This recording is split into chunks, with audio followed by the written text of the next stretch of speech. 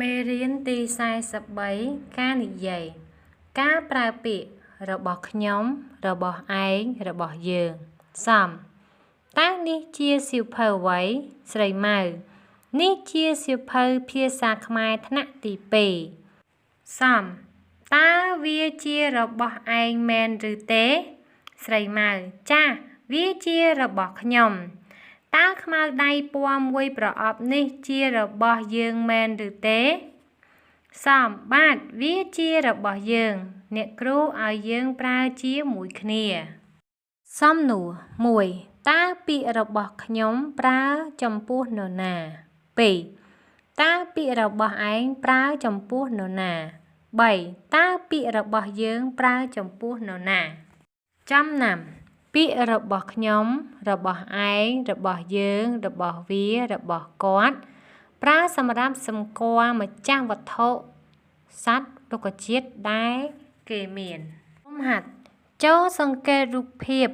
រួចជ្រើសរើសពាក្យក្នុងប្រអប់មកនិយាយបំពេញចន្លោះខាងក្រោមរូបភាពឲ្យបានត្រឹមត្រូវរបស់ខ្ញុំរបស់ឯងរបស់យើងរបស់វានេះជានេះជានេះជានេះជាសំណេរកចូលជ្រើសរើសពាក្យក្នុងប្រអប់ទៅបំពេញល្បះខាងក្រោមឲ្យបានត្រឹមត្រូវរបស់វារបស់យើងរបស់ខ្ញុំរបស់ឯង1តើឯងយកសៀវភៅទៅទុកនៅឯណាខ្ញុំរកវាពុំឃើញទេ2សុខាតើបន្ទាត់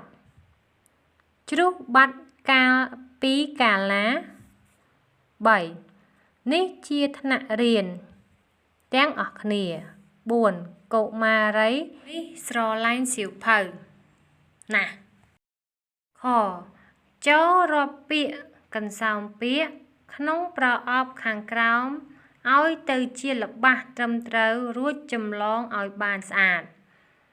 1ប្រអប់នេះជារបស់យើង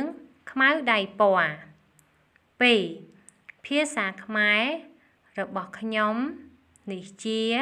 ថ្នាក់ទី2សៀវភៅកែវចូលសរសេរអក្សរផ្ចង់អំពីពាក្យយើង